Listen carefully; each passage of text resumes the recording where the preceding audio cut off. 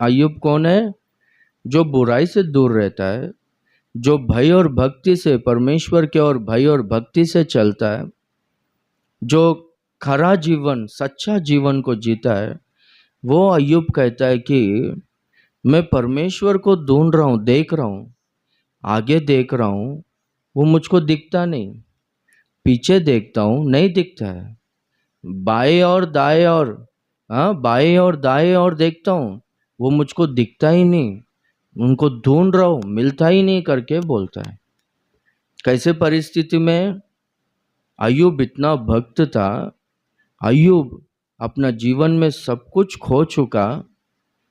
अय्यूब जैसा धनवान पूरा पूर्व देश में, उस देश में कोई भी नहीं था। तो पूरा संपत्ति को खो चुका। 10 बच्चे लोग एक ही दिन मर गए और बाद में उनके देह में फोड़ी आया। उनका पत्नी परमेश्वर को कोस कर मर जा करके इस तरह से बोल रही है। और उनके घर में जो नौकर लोग थे, नौकर लोगों से ज्यादा कुत्ते लोगों को ज्यादा इज्जत था। कुत्ते के समान भी नौकर लोगों को नहीं देखते थे, पर वो नौकर लोग, यानी आप समझ रहे हो, कुत्तों को सुबह नहलाकर उनको खाने के लिए देना, दूध पिलाना, वैसा ट्रीटमेंट नौकर लोगों को नहीं था। पर वो नौकर लोग इनको तुच्छ देख रहे, ये क्या किया है करके श्रापित हुआ है।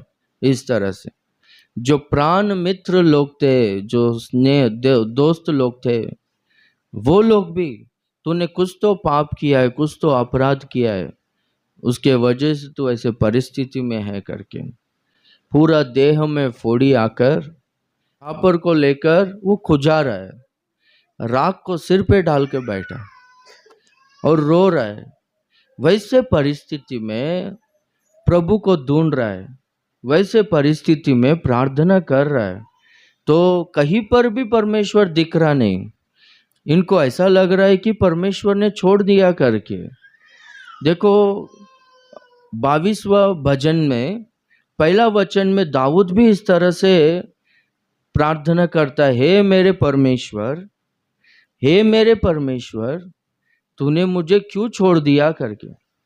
जब संकट में दाऊद था, उस समय में दाऊद, तूने मुझे क्यों छोड़ दिया करके संकट में प्रार्थना कर रहा है।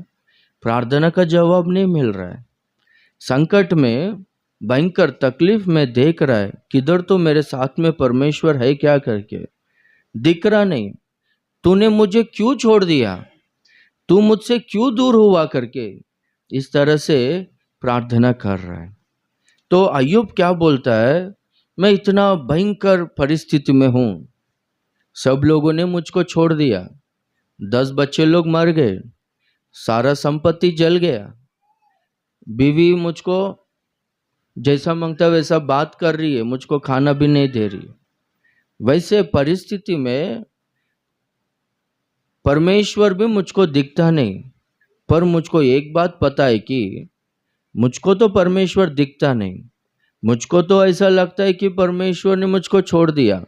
पर एक बात पता है, परमेश्वर मुझे जानता है, परमेश्वर मुझे देख रहा है, वो मैं किस मार्ग में चल रहा हूँ, मेरे सारे चाल को वो जानता है।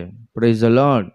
जब वो पूरी तरह से मुझको ता लेगा, पूरी तरह से मेरा परीक्षा ले लेगा, तब मैं ना सोने के समान निकलूंगा, बोलता है अय्यूब। हालेलुया। देखो जीवन में जरूर है ना, सब लोगों को ये मार्ग से होकर गुजरना पड़ता है। तब है ना ऐसा फीलिंग होता है, परमेश्वर मुझको छोड़ दिया लगता है। तब ऐसा लगता है कि परमेश्वर मेरी प्रार्थना को नहीं सुन रहा है, मैं परमेश्वर की इच्छा के मार्ग में नहीं हूं लगता है, इसलिए मुझको सब ऐसा परिस्थिति आ रहा है।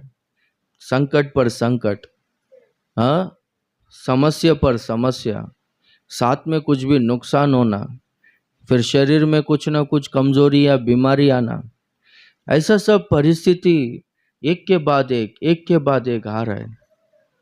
और कुछ भी लोग है ना दिलासा देने वाले लोग भी नहीं है। किसी को बोलेंगे तो लोग समझते ही नहीं है, तेरा ही गलती है करके ऐसा बोलेंगे लोग। वैसे परिस्थिति में लोगों को गुजरना पड़ता है, सब लोगों को। अय्यूब भी वैसे ही है, कोई उनको समझ रहा ही नहीं। तू बाहर दिखने के लिए सबको भक्त था, पर तू कुछ तो अपराध किया है। परमेश्वर अधर्मी नहीं है, परमेश्वर अन्यायी नहीं है। तू इस दशा में आया है बोलो तो वो श्राप अनुभव करने का कारण तू उस तरह से कुछ ना कुछ भयंकर पाप को, अपराध को किया होगा करके उनके प्राण मित्र लोग, स्नेह, उनके दोस्त लोग बोल रहे। तो वैसे परिस्थिति में ठीक है, ये लोग मुझको समझते नहीं, वो बात ठीक है, पर मैं प्रार्थना कर रहा हूं, मैं उनको ढूंढ रहा हूं, वो भी दिखता नहीं, मुझसे बात भी नहीं करता है। पर एक बात ठीक है, वो मुझको दिखता नहीं, बात भी नहीं करता है, वो बात ठीक है, पर एक बात मैं जानता हूं, मैं कौन से मार्ग से चल रहा हूं परमेश्वर को अच्छी तरह से पता है। वो मुझको देख रहा है, मुझको दिखता नहीं पर वो मुझको देख रहा है। हालेलुया। जब वो पूरी तरह से मेरा परीक्षा करेगा, तालेगा, तब है ना मैं सोने के समान चमकूंगा, सोने के समान निकलूंगा। Praise the Lord. देखो सोने को किस तरह से निर्मल करते हैं, उसको आग में जलाते हैं। देखो पहला पत्रस पहला अध्याय 7वां वचन में वहां पर लिखा रहेगा, और वह इसलिए कि तुम्हारा परखा हुआ विश्वास जो आग से ताए हुए नाशवान सोने से भी कहीं अधिक बहुमूल्य है, यीशु मसीह के प्रकट होने पर प्रशंसा और महिमा और आदर का कारण ठहरे। हालेलुया। तुम्हारा जो परखा हुआ विश्वास नाशवान सोने से भी अधिक बहुमूल्य है करके लिखा गया। नाशवान सोना, सोना जब आग में जलता है तो सोने में जो कुछ भी मैल रहता है वो मैल पूरी तरह से निकल जाता है। सोना पूरी तरह से प्यूरिफाई होता है, निर्मल होता है, शुद्ध होता है। एक आदमी पूछा, बोलता है कि ऐसे सोने को तू कब तक जलाते रहेगा, कब तक इसको काम करते रहेगा करके। तो वो जो काम कर रहा है ना, उसको मोल्ड कर रहा है, उसको रूप दे रहा है, वो बोलता है कि ये सोने में जब तक मेरा चेहरा दिखता नहीं तब तक मैं इसको जलाते ही रहूंगा करके बोलता। प्रभु भी अपना रूप को हमारे में देखना चाहता है। Praise the Lord. तो अय्यूब कहता है ना, जब मैं ताया जाऊंगा, जब वो पूरी तरह से ता लेगा, मैं सोने के समान निकलूंगा करके। अभी जो कुछ भी मार्ग से मैं होकर जा रहा हूं वो सब कुछ परमेश्वर को मालूम है। इससे क्या होगा बोलो तो, मैं पवित्र होऊंगा, मैं निर्मल होऊंगा, शुद्ध हो जाऊंगा, और मैं चमकूंगा, सोने के समान निकलूंगा। और सोने के समान निकलूंगा तो लोग है ना सोने को, हाँ, सोना लोगों के लिए बहुत बहुमूल्य होता है। लोग सोने को हाँ बड़े आदर से देखते हैं। तो उसी तरह से मेरा पोजीशन बढ़ेगा, मेरा वैल्यू बढ़ेगा। और क्या होगा, अपन ने वो पत्रस में पढ़ा था 7वां वचन में, क्या करके, नाशवान सोने से तुम्हारा जो विश्वास जो अग्नि परीक्षा में परखा गया है, आग में ताया गया है, वो विश्वास नाशवान सोने से बहुमूल्य है। जब वो परीक्षा से होकर बाहर निकलेंगे, जब प्रभु प्रकट होगा तो प्रशंसा मिलेगा, बड़ा आदर मिलेगा, बड़ी महिमा मिलेगा। Praise the Lord. हाँ, तो इसलिए हम लोग भी देखते हैं, देखो पत्रस ये वचन को लिखता है ना, पत्रस के बारे में यीशु मसीह कहता है, पत्रस, हे शिमोन, शैतान है ना तुझे चाहता है, वो गेहूं के समान तुझे फटकना चाहता है, पर तेरा विश्वास ना जाए, प्रार्थना किया हूं करके बोलता है। Praise the Lord. गेहूं के तरह वो फटक रहा है। चलने में गेहूं को फटकते ना, तो क्या होता है, फटकते वक्त भूसा निकल जाता है, और दूसरी बात, कुछ गेहूं है ना वो चलने में टिकता नहीं, वो नीचे गिर जाता है। तो मैं प्रार्थना कर रहा हूं कि तू चलने से नीचे ना गिरे, तू विश्वास में टिके रहे कर कर मैं तेरे लिए प्रार्थना कर रहा हूं करके बोलता। तो उसी तरह से हम लोग देखते हैं कि पतरस है ना उस तरह से परखा गया, पर यीशु मसीह पतरस से कहता है जब है ना तू वो समस्या से बाहर निकलेगा, जब तू वो परखा हुआ विश्वास से बाहर निकलेगा, जब तू स्थिर होगा, तो तेरे दूसरे भाइयों को भी तू स्थिर करना, उनको भी तू बलवंत करना करके। यानी जब एक व्यक्ति इस मार्ग से निकलता है, एक तो वो खुद प्यूरिफाई होता है, वो निर्मल होता है, वो चमकता है, उनका वैल्यू बढ़ता है। और क्या होता है बोलो तो ये व्यक्ति है ना दूसरों को स्थिर कर सकता है, ये व्यक्ति है ना दूसरों को आत्मिक जीवन में उनको स्ट्रांग कर सकता है, बलवंत कर सकता है। अभी बहुत सारा मुसीबत आने पर, नुकसान होने पर बहुत सारा लोग विश्वास का जीवन को छोड़ देते, चर्च छोड़ देते, प्रार्थना करना छोड़ देते। क्या फायदा इतना सब करके भी? अगर उतना मुसीबत आने पर भी, नुकसान होने पर भी, तकलीफ होने पर भी यदि विश्वास में बने रहेंगे, टिके रहेंगे, प्रार्थना में बढ़ते रहेंगे, क्या होगा मालूम है? प्रभु जरूर उस समस्या से तो बाहर निकालेगा ही। और उसमें क्या होगा? वो अग्नि परीक्षा में हम लोग और निर्मल होते रहेंगे, उससे बाहर निकलते ही अपना वैल्यू बढ़ेगा, हम लोग चमकेंगे।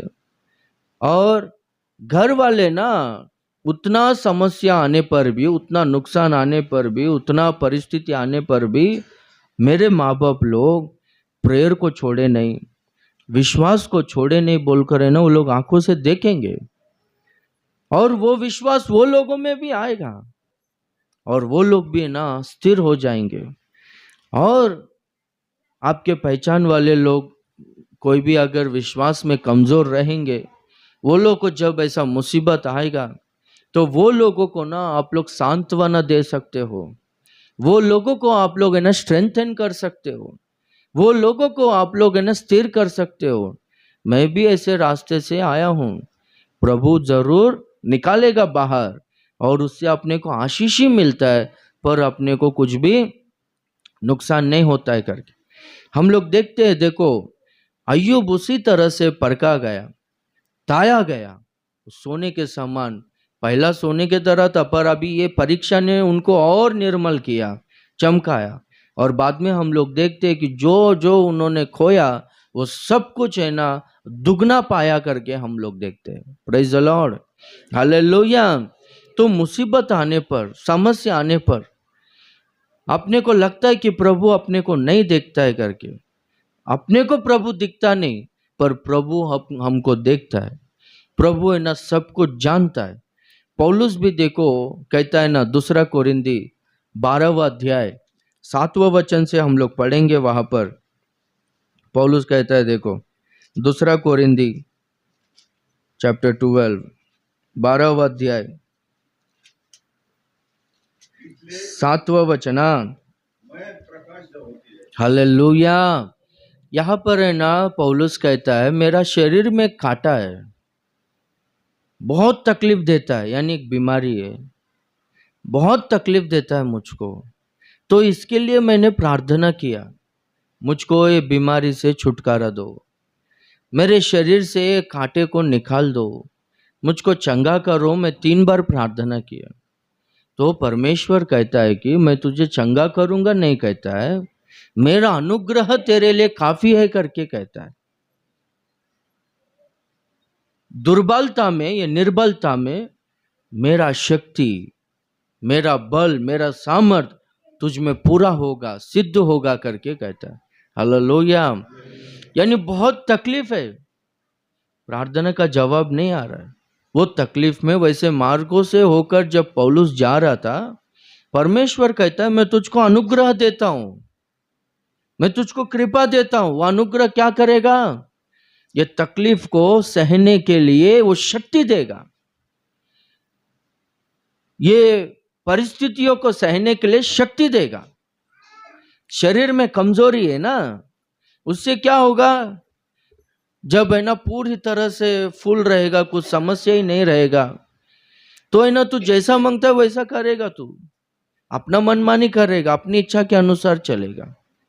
पर जब दुर्बलता रहेगा, ऐसा जब काटा रहेगा, तो तू क्या करेगा मालूम है? हमेशा प्रार्थना में बैठेगा और मेरी इच्छा क्या है तू अच्छी तरह से जानेगा और मेरी इच्छा को करेगा। जब तू मेरी इच्छा को करेगा ना, ये दुर्बलता में, ये कमजोरी में मेरा शक्ति, मेरा सामर्थ्य तुझ में परिपूर्ण होगा करके कहता है। मेरा सामर्थ्य मैं तुझसे प्रकट करूंगा। हालेलुया। तो इसलिए प्रभु, हम कौन से मार्ग में जा रहे हैं प्रभु जानता है। प्रभु से हम लोग है ना अनुग्रह के लिए प्रार्थना करना चाहिए।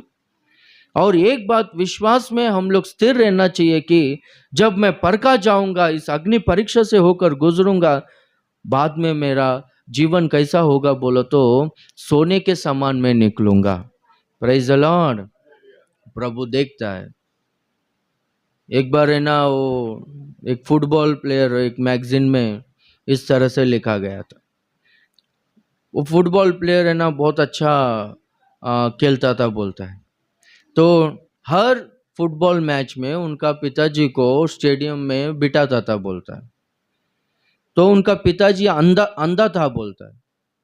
ये ना फुटबॉल खेलते वक्त है ना उनका पिता को देखकर एनकरेज होकर, प्रोत्साहित होकर अच्छा खेलता था बोलता है। तो क्या हो गया, फिर एक दिन है ना उनका पिताजी मर गया।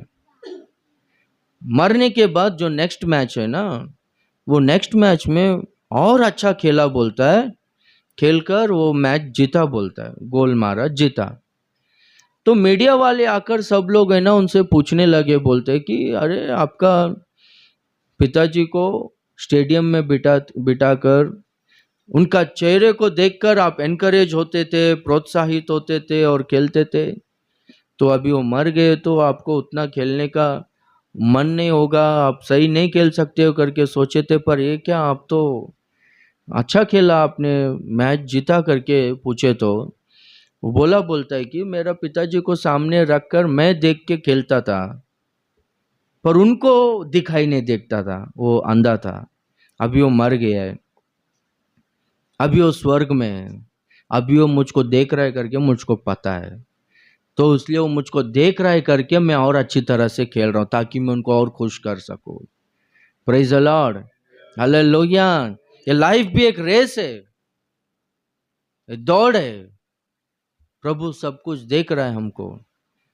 ये संघर्ष, आत्मिक लड़ाई किस तरह से लड़ रहे हैं, ये दौड़ में किस तरह से दौड़ रहे हैं, किस तरह से ये लोग ये फाइट कर रहे, चल रहे हैं करके, कैसे ये मार्गों में चल रहे, किस तरह से चल रहे करके प्रभु है ना सब कुछ देख रहा है। हमको लगता है प्रभु छोड़ दिया, प्रभु देख रहा नहीं, ऐसा नहीं। पर प्रभु का एक मकसद है, अपने को प्रभु पवित्र करना चाहता है, अपने को प्रभु एक अच्छा रूप देना चाहता है, अपने को प्रभु और प्रमोशन देना चाहता है। प्रभु है ना अपना रूप अपने में देखना चाहता है।